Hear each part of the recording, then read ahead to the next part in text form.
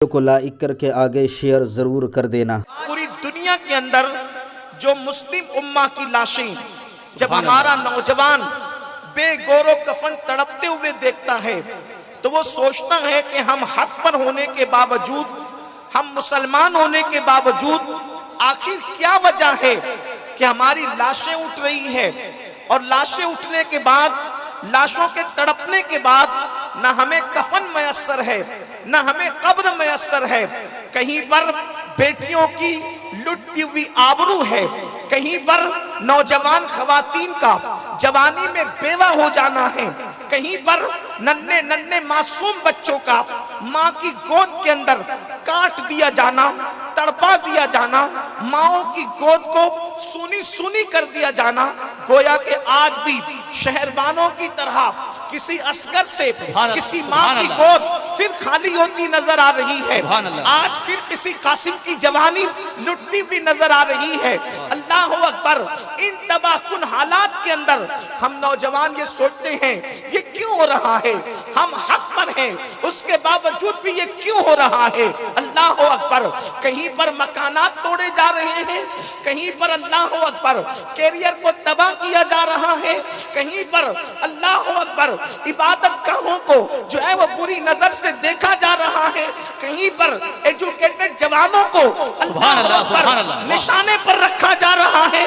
میرے آقا صلی اللہ علیہ وآلہ وسلم کے دیوانوں، ایسے حالات کے اندر ہم سوچتے ہیں کہ یہ کیوں ہیں اور اس کی وجوہات کیا ہیں۔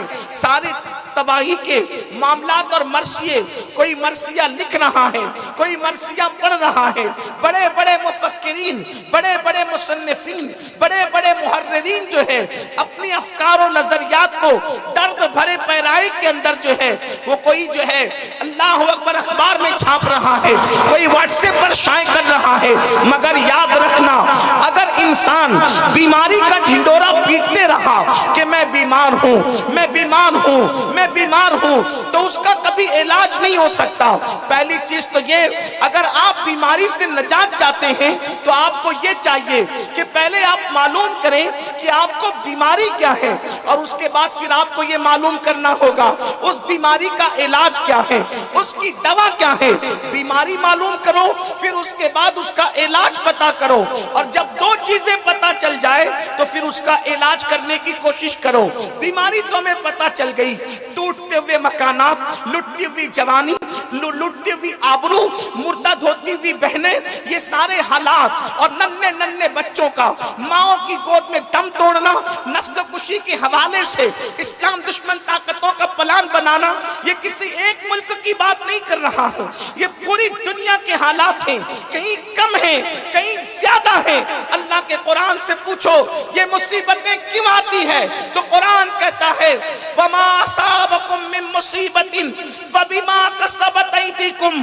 میرا اللہ قرآن میں فرماتا ہے کہ تم پر جو مصیبت آتی ہے وہ تمہارے گناہوں کے سبب سے آتی ہے، یعنی جب تم جرائم کرتے ہو، جب تم گناہ کرتے ہو، جب تم اللہ کی نافرمانی کرتے ہو تو اللہ تمہیں مصیبت میں گرفتار کر دیتا ہے۔ اے میری قوم کے جوانوں، اگر اپنی قوم کو تباہی سے بچانا ہے، اپنی قوم کو بربادی سے بچانا ہے، اپنی قوم کو مشکلات سے بچانا ہے تو گناہوں سے اپنے رشتے کو توڑ لو، گناہوں سے ہجرت کر جاؤ، گناہوں سے سچی توبہ کر لو، کیونکہ میرا اللہ قرآن میں فرماتا ہے جب قرآن کو مان کر مسلمان ہو اور قرآن پر ایمان لا کر کے ایمان والے کہلاتے ہو تو آپ مجھے بتاؤ، اللہ اکبر، قرآن کہہ چکا کہ جو بھی تم پر مصیبت آتی ہے وہ تمہارے گناہوں کے سبب سے آتی ہے۔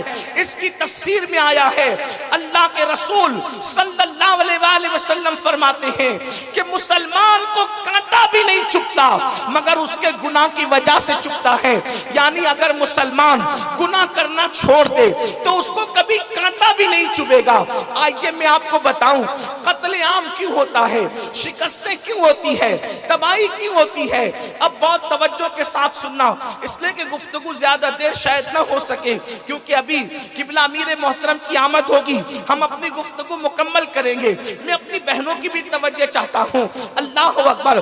دیکھو رسول اللہ صلی اللہ علیہ وآلہ وسلم جس دور میں دنیا میں تشریف لائے اور پھر اللہ نے ان کو جو پاک اصحاب عطا فرمائے, تھوڑا غور کرنا. میں بہت بڑی مثال آپ کے سامنے رکھنے جا رہا ہوں. اس مثال کو سامنے رکھ کر پھر اس کٹھیرے میں ہم اپنے آپ کو کھڑا کر کے دیکھیں کہ ہم کہاں ہیں اور ہماری تباہی کس طریقے سے ہو رہی ہے اور کیوں ہو رہی ہے, اس کی وجہ کیا ہے. یاد رکھنا, اگر آپ بھیڑ اکٹھا کرنے کے لیے آئے ہیں تو سنی دعوت اسلامی کا مقصد سروں کو اکٹھا کرنا نہیں ہے, بلکہ یہاں سے کچھ پیغام لے کر کے جاؤ, یہاں سے اپنے آپ کو تبدیل کر کے جاؤ. اللہ اکبر. میرے آقا صلی اللہ علیہ وآلہ وسلم کے دیوانوں, دیکھو انسان جیسا ہوتا ہے اس کو ویسے ہی زمانے میں پیدا کیا جاتا ہے اور اس کے بعد پھر اس کو وہ جیسا ہوتا ہے اس کو ویسے ہی دوست دیے جاتے ہیں. اب آپ دیکھیں اللہ تبارک و تعالیٰ نے سب سے بہترین زمانے میں سب سے بہترین ہستی کو یعنی محمد الرسول اللہ کو پیدا فرمایا.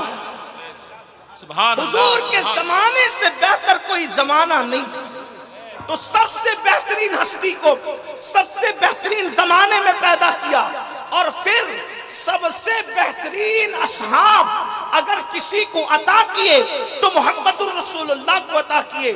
کسی نبی کو وہ اصحاب نہیں دیے جو اصحاب اللہ نے مصطفیٰ جان رحمت کو عطا فرمایا. اب ہم یہ کہہ سکتے ہیں کہ جیسے پوری مخلوق کے اندر ہمارے نبی بے مثل بے مثال ہے, ویسے میرے نبی کے صحابی ہر ایک کے صحابہ میں بے مثل بے مثال ہے. نعرہ تکبیر, نعرہ رسالت. علماء اہل سنت, علماء اہل سنت, سید امیر القادری صاحب. اس تمہید کو آپ اپنی نگاہ میں اور اپنے ذہن میں رکھنا, آگے آپ کو بات سمجھ میں آئے گی میں کہنا کیا چاہتا ہوں. اللہ کے رسول کے اصحاب ہر ایک کے ساتھیوں میں بے مثل بے مثال. اگر روئے زمین پر آپ کو کسی کے متعلق کہنا ہے کہ یہ شخص جہنم سے بچا ہوا ہے, جہنم سے محفوظ ہے, اگر کسی کے بارے میں آپ کہنا چاہتے ہیں تو بے دھڑک یہ بات آپ رسول اللہ کے اصحاب کے بارے میں کہہ دیجئے, کیونکہ میرے نبی نے فرمایا جس نے مجھے ایمان کی حالت میں دیکھا اللہ نے اس پر جہنم کی آگ کو حرام فرما دیا. سبحان اللہ, سبحان اللہ. نعرہ تکبیر, نعرہ رسالت, فیضان مصطفیٰ.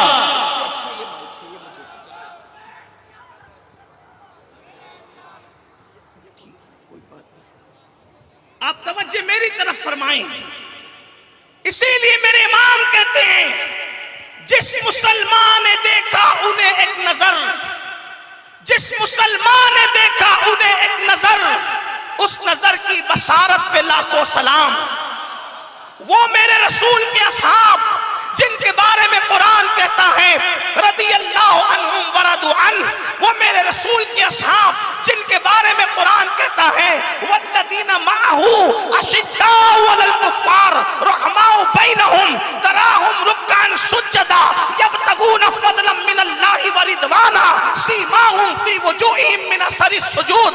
جن کے خطبے خود قرآن پڑھتا نظر آتا ہو اور صرف قرآن نہیں بلکہ قرآن میں اللہ فرماتا ہے یہ میرے نبی کے اصحاب ہیں جن کا ذکر ہم نے توریت میں کیا ہے, انجیل میں کیا ہے, ان کے ڈنکے ہم نے قرآن میں بجائے ہیں. سبحان اللہ. یہ حضور کے اصحاب ہیں, ان جیسا کوئی نہیں, ان جیسا کوئی نہیں, کسی کے ساتھی رسول اللہ کے ساتھیوں کی طرح نہیں. اب یہاں پر ایک بات اور عرض کر دوں. ایک طبقہ ہے جو رافضیوں کے مقابلے میں عظمت صحابہ کی کانفرنس کرتا ہے. حالانکہ روافض سے ہمارا بھی اختلاف ہے اور شدید اختلاف ہے اور فروع اختلاف نہیں ہے بلکہ عقائد اور ایمان کے متعلق اختلاف ہے, بلکہ بات ایمان اور کفر کی ان سے, ان اختلافات کے ساتھ ہم ان سے دور رہتے ہیں.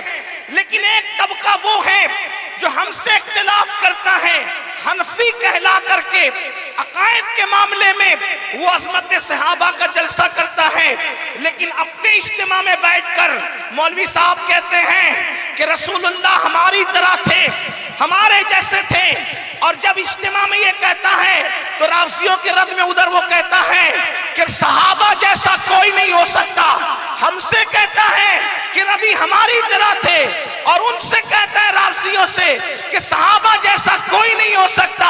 ہم نے پوچھا کہ رسول اللہ تو آپ کی طرح ہوئے، لیکن صحابہ کسی کی طرح نہیں اور کوئی صحابی کی طرح نہیں، تو ذرا یہ فلسفہ ہمیں سمجھا دو کہ آخر صحابہ بے مثال کیوں ہو گئے؟ جب نبی ہماری طرح تو صحابی ہماری طرح کیوں نہیں؟ تو وہ کہتے نہیں نبی کی طرح صحابہ کی طرح کوئی نہیں ہو سکتا۔ تو میں نے کہا ہاں بالکل ہمارا بھی عقیدہ یہی ہے کہ غیر صحابی صحابی کی طرح نہیں ہو سکتا، بلکہ ہم تو کھلے کھلے دل سے سنی یہاں تک کہتے ہیں کوئی غوث ہو، کتب ہو، ابدال ہو، اوتاد ہو، کوئی بھی میرے نبی کے صحابی کے برابر ہو نہیں سکتا۔ لیکن ہم آپ سے پوچھتے ہیں جب آپ نبی کو اپنی طرح کہتے ہو تو صحابی کے بارے میں یہ کیوں کہتے ہو کہ صحابی جیسا کوئی نہیں؟ حالانکہ ہمارا عقیدہ بھی یہی ہے۔ تو لیکن ہم آپ سے پوچھتے ہیں صحابی بنے کیوں؟ کیا وہ نماز پڑھتے تھے اس لیے صحابی بنے؟ نماز تو ہم بھی پڑھتے ہیں، ہم نمازی ہیں، لیکن صحابی نہیں۔ صحابہ کیا حج کی وجہ سے صحابی بنے؟ کہا نہیں، ہم حاجی ہیں، صحابی نہیں۔ ہم بھی صدقہ خیرات دیتے ہیں، صحابہ بھی صدقہ خیرات دیتے تھے۔ تو بتاؤ آخر صحابہ میں ہمیں برابری کیوں نہیں؟ تو مجبور ہو کر کے کہنا پڑتا ہے ان کو کہ صحابی اصل اس کو کہتے ہیں جس نے ایمان کی حالت میں رسول اللہ کا دیدار کیا ہے۔ ہم نے کہا بس یہی تو بات ہے کہ جو ایمان کی حالت میں ان کا چہرہ دیکھ لے، جب اس کی طرح کوئی نہیں ہو سکتا تو چہرے والے کی طرح کوئی کیسے ہو؟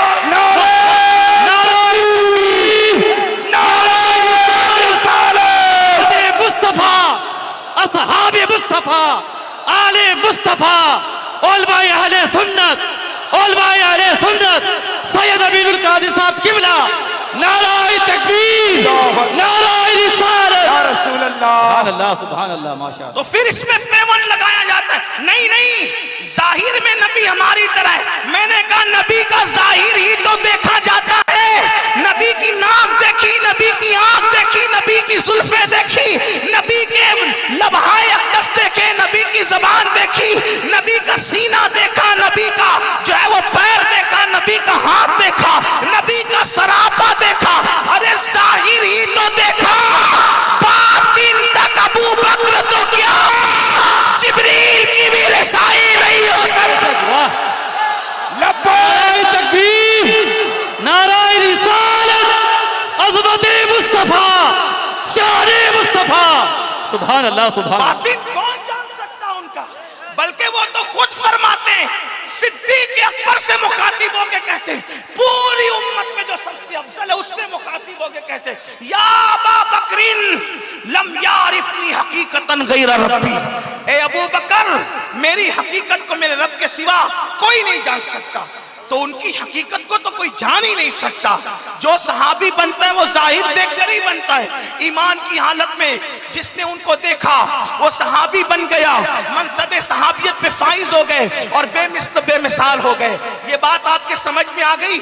یہ بات آپ کے سمجھ میں آ گئی؟ تو اگلی بات تھوڑی سی اور عرض کر دوں وضاحت کے طور پر۔ ساتھی ہونے کے اعتبار سے توجہ کرنا، اس کو بھی سننا، ساتھی ہونے کے اعتبار سے، صحابی ہونے کے اعتبار سے کسی کا صحابی، کسی کا ساتھی رسول اللہ کے صحابی اور ساتھی کے برابر نہیں ہو سکتا۔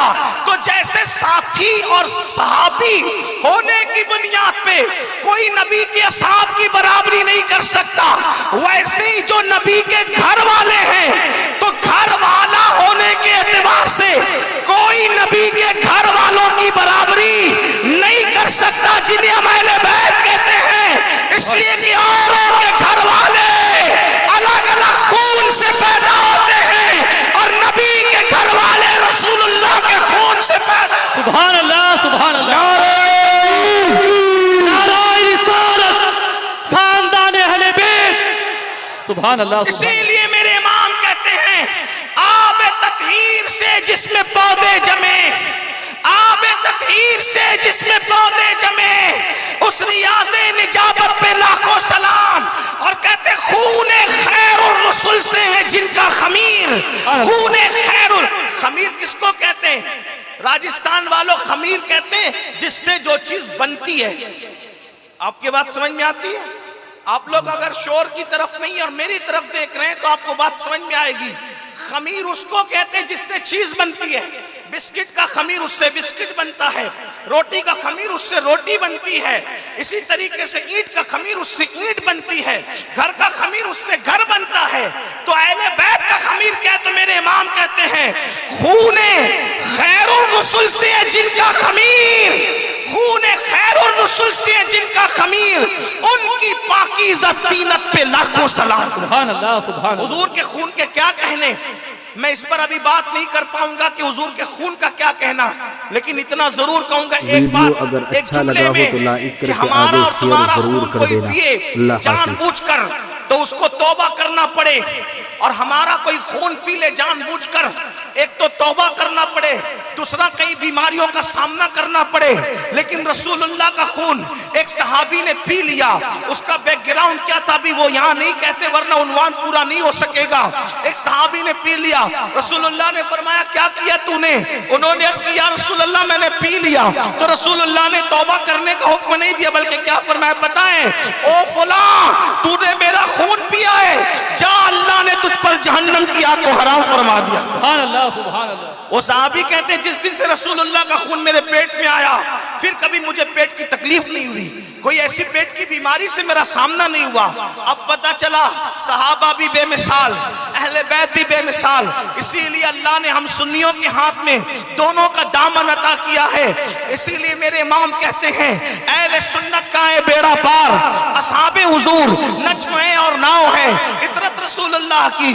اب وہ جو مقدمہ رکھنا ہے آپ کی عدالت میں، آپ کے سامنے، آپ کے دروازے دل پر جو اپنے دل کا درد رکھنا ہے وہ یہ ہے، آپ نے سمجھ لیا کہ انبیاء کے بعد انسانوں کی جماعت میں صحابہ کا مرتبہ کیا ہے، صحابہ کرام کا مقام کیا ہے۔ اللہ اکبر۔ بعض روایتوں میں آتا ہے اگر صحابی مٹھی بھر جو دے اور غیر صحابی احد پہاڑ کے برابر سونا خیرات کرے تو دونوں اکول نہیں ہو سکتا، دونوں برابر نہیں ہو سکتا۔ اس طرح کی بے شمار حدیثیں ہیں، اس کی تشریحات بھی ہیں، لیکن اللہ اکبر۔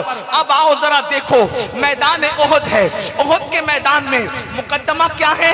مسلمانوں کا قتل کیوں ہوتا ہے، مسلمانوں پہ تکلیفیں کیوں آتی ہے، مسلمانوں پہ بلائیں کیوں نازل ہوتی ہے، مسلمانوں پہ مشکلیں کیوں آتی ہے، اسی کا حل چاہتے ہو نا تو آؤ احد کے میدان میں چلتے ہیں۔ میدان احد ہے، احد کے میدان میں اللہ کے رسول صلی اللہ علیہ وآلہ وسلم جنگ شروع ہونے سے پہلے میرے آقا اپنے اصحاب کی ایک ٹیم جمع کرتے ہیں اور چند صحابہ کرام کو ایک چھوٹے سے ٹیلے پہ کھڑا کرتے ہیں اور فرماتے ہیں اے میرے صحابہ اگر تم لوگ دیکھنا کہ ہم گاجر مولی کی طرح کٹ رہے ہیں تو اس وقت بھی تم کو ٹیلے سے نیچے آنے کی ضرورت نہیں ہے، اور اگر تم دیکھنا کہ ہم جنگ جیت چکے ہیں اور مال غنیمت اکٹھا کر رہے ہیں تو اس وقت بھی تمہیں نیچے آنے کی ضرورت نہیں ہے۔ آقا فرماتے ہیں جب تک میں نہیں کہوں گا اس وقت تک تم کو نیچے ٹیلے کے نیچے پہاڑ کے نیچے نہیں آنا ہے۔ اور چند نوجوان صحابہ کو میرے آقا نے وہاں کھڑا کر دیا۔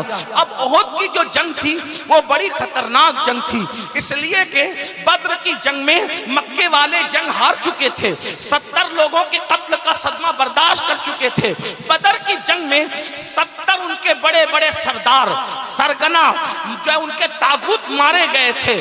اب ان کو غصہ تھا، ان لوگوں نے منتیں مانگ مانگ کر کے آئے تھے کہ احد میں تو اس کا بدلہ لیں گے، بدر کا بدلہ احد میں لیں گے، بدر کا بدلہ احد میں لیں گے۔ جس کا باپ مرا تھا اس نے باپ کا بدلہ لینا تھا، جس کا بھائی مرا تھا اس نے بھائی کا بدلہ لینا تھا، جس کا بیٹا مرا تھا اس نے بیٹے کا بدلہ لینا تھا۔ غرض کے بدر کی جنگ نے ان کے چھکے چھڑا دیے تھے، ان کو دھول چٹا دیا تھا، ان کی طاقت کا غرور خاک میں मिला दिया था उन अरब के सूरमाओं ने, जिनको असहाबे रसूल कहते हैं, जिनको सहाबा कहते हैं। ये बात याद रखना मुसलमानों, दीन आसानी के साथ हमारे घर तक नहीं पहुंचा, बड़ी तकलीफें, बड़ी मुसीबतें वीडियो झेली अगर है मेरे अच्छा लगा नबी हो ने। तो लाइक उनकी करके आगे अहले शेयर ज़रूर कर देना। अल्लाह हाफिज़।